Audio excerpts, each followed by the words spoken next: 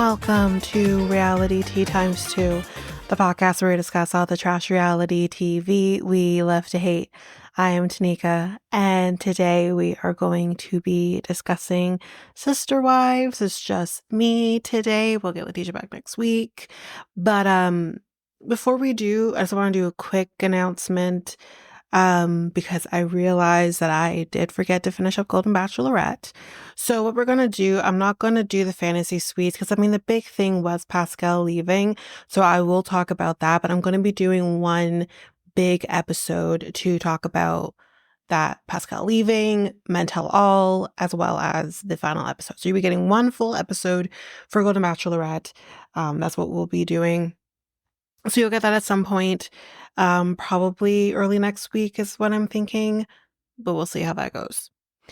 But that's it. Nothing else we're going to discuss. We're just going to jump into the episode. So, Sister Wives, Season 19, Episode 10, A Man After My Own Heart. So, we're going to be kind of just doing quickly kind of what happens throughout the episode. I'm not going to obviously focus on everything. That's what we normally do. So, first things first, it's been 3 months that Christine and David have been together, and they are going to be getting a house because you know what, guys? She is just over not living with her mans that she's only been with for 3 months. But hey, whatever. Moving on to the next thing. Meri's friends kind of say to her, because she kind of explains everything with Kody, why she stayed with him for as long as she did. When they moved from Vegas to Flagstaff, she kind of got this hope from him that they can maybe try to make their relationship work. So she's trying to explain this to kind of her perspective. And the husband of her friend who did all the that guy, he basically is like, I think we call that leading someone on. And it's true. He did lead her on or gave her false hope, because she also says at some point in this situation as well that he knew it was over about 2 years ago, which I beg to differ. But hey, he says that he knew 2 years ago, but he never told her that. Not fully. So yeah, he definitely led her on or figured she'd always be there. I don't know. It's just, he's messed up. He is who he is. She says also to her friends here that, I've been single for like a month. She's not ready to necessarily get out there and start dating. She's just, getting her grasp on being no longer a married woman. And her friend coming in with the shots, coming in with the digs, coming in with the shade, literally says to her, or 10 years. Damn. She just said 1-2 punch with that one. Wow. She's not wrong. She's not wrong. Because for Kody to sit here and be like, oh, I was over the catfishing, you weren't though. At least to the point where it was always this looming thing over your marriage. And I think he thought, well, I'm not even legally married to her anyway, so I can just kind of get out of that situation. So it's, yeah, I would agree with her friend. It was just the 1-2 punch for me. It's like, really? A month, girl? How about 10 years? Okay, so next. Meri is going back to Flagstaff to break the news about her moving to Utah permanently. And when she gets there and she tells Robin and Kody, she tells them first. Kody responds right away is, so soon? So early? Like, why are you going now? What's it to you, sir?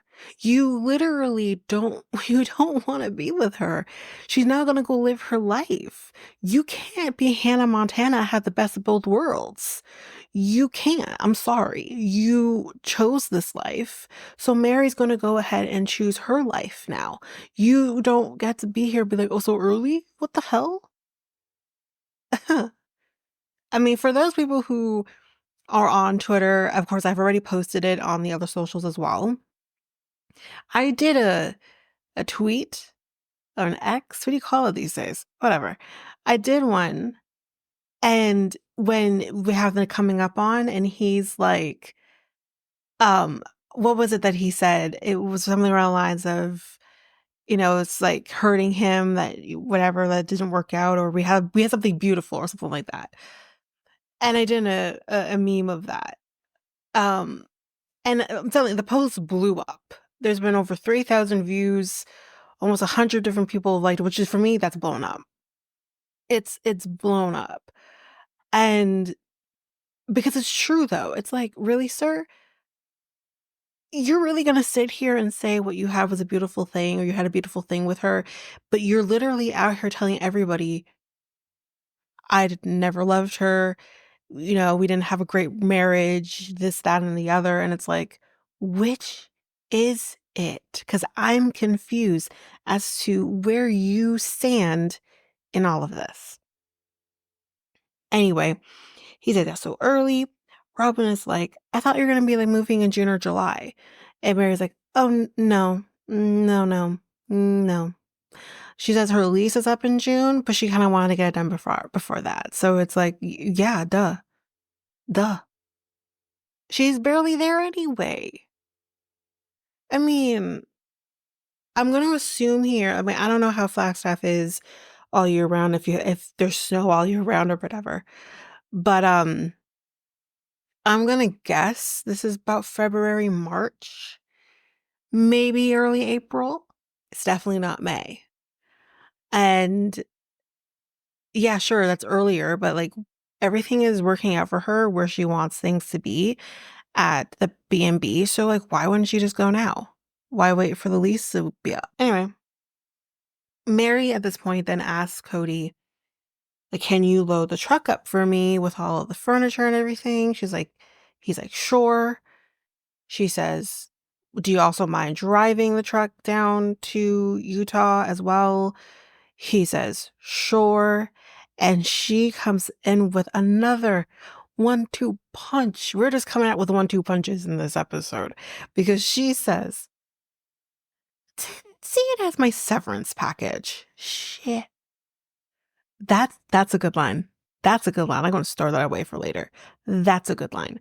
Because she says, obviously I didn't get alimony in the divorce, the legal divorce, because she was still spiritually married to him. So there was no alimony or anything like that. Now she can't retroact. By the way, can I get some alimony now? She can't do that.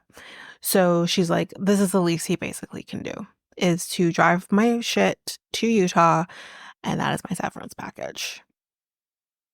Amazing. Anyway, he's like, I don't know if I should take this as a joke, or like she's being serious, or her being shade. And I was like, sir, it's shade. It's shade. You know it's shade. It might be a little jokey, but I think we can all agree in jokes there is a layer of truth. So, she says she's just ready to take control of her limbo land is what she said. She's ready to take control of her limbo land because, yeah, she has been in this limbo land for roughly a decade, and now she's just ready to take control of it. She's not ready to be in limbo anymore. I mean, yeah, good for her. Do what you gotta do. We're gonna take a hard left now, just over to Christine and everything over there. We'll go back to, I think we go back to Meri and everybody here in a second, but we're seeing the move happen with Christine now and David, and Ysabel is there, and Ysabel's being very supportive. And I think Ysabel is really battling everything that she's feeling right now. And she says to Christine, David won't replace my dad, right? And this actually really tore my heart apart when she's kind of explaining where she's coming from with asking this question. But Christine says, no, like, of course not. He will. And I thought this was perfect. This is finally her being a mom, acting like a mom, finally. Because she says to Ysabel, listen, David is going to be whatever you need him to be. Whatever father figure you need him to be, or if you just need him to be a friend or whatever, he will be whatever you need him to be. And I said, thank God. finally a moment of you being a little selfless in how you handle your daughter in this moment. Thank God.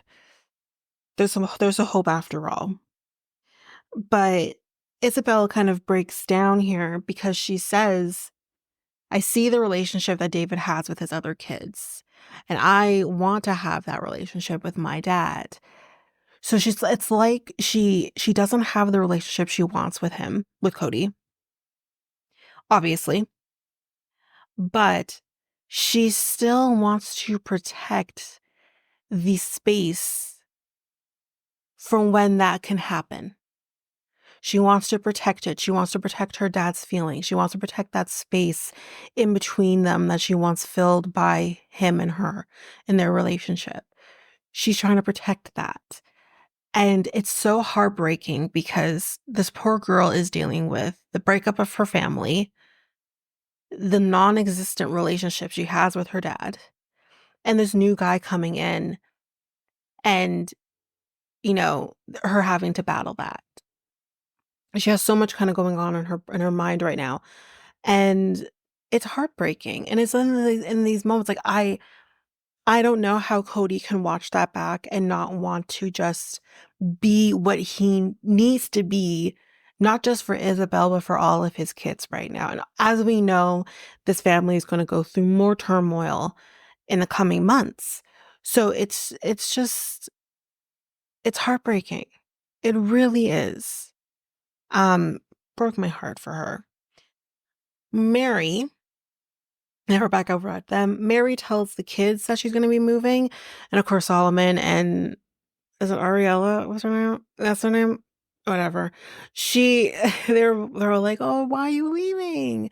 And she says she does want to make sure she's protecting the relationship she has with the kids, especially Solomon. She said she's always had this special relationship with Solomon. So she wants to make sure that stays protected. But one of Robin's daughters, I don't know which one that was, she actually handled this quite well. There was no tears, thank God. And she kind of says, you kind of just want to start your life, don't you? And she says, yeah, basically. And they're like, yeah, well, obviously it sucks to see you go, but obviously you kind of have to respect the fact that she deserves to start her life. You can't hold her back. But that is it. Actually, no, that's not it. I did forget this part. I kind of want to forget it. 5 months into their relationship, Christine and David are engaged. There you go. They got engaged in Moab, I think, right? Yeah, I think it was Moab they were engaged in. But yeah, that's basically it. That's it for this episode. Quick, because it's just me. There wasn't like a whole lot I really want to talk about. It was more that Meri and breaking the news, but looks like there's going to be a little more to talk about next week in time for Letitia to hopefully come back in.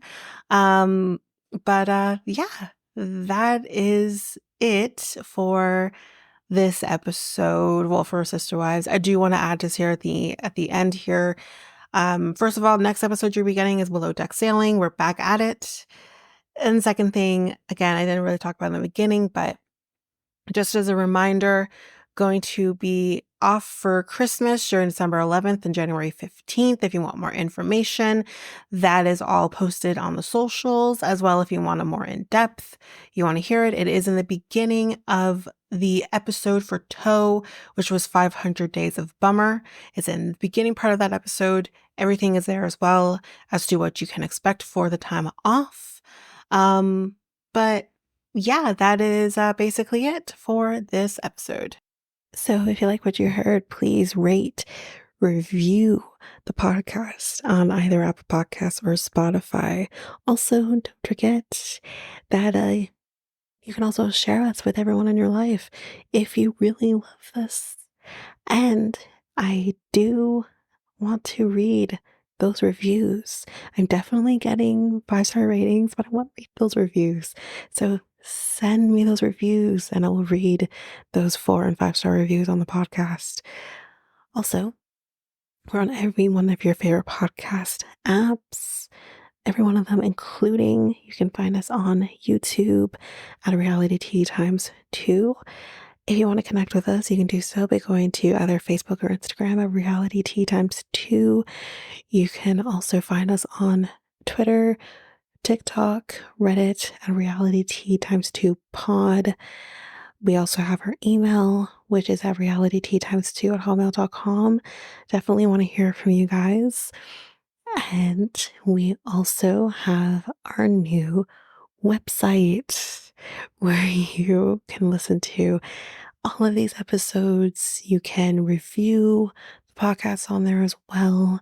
You can connect with me in any way, all the stuff. It's all there, and you can find me there at www.realityteatimes2, all spelled out, dot podpage.io. It's there. And don't forget, I also have my other podcast with my friend Mikkel, Next Week Podcast, where we talk about all kinds of different topics. But you can find us on any of your favorite podcast apps over there as well. Or you can also go to YouTube and you go to Next Take Podcast, as well as our website, which is solo.to/Next Take Podcast. So yeah, there's that, and that's basically that. And again, don't forget, if all of this information is overwhelming, we do have all of the links, everything in our show notes. But that is it for now, guys. Thanks.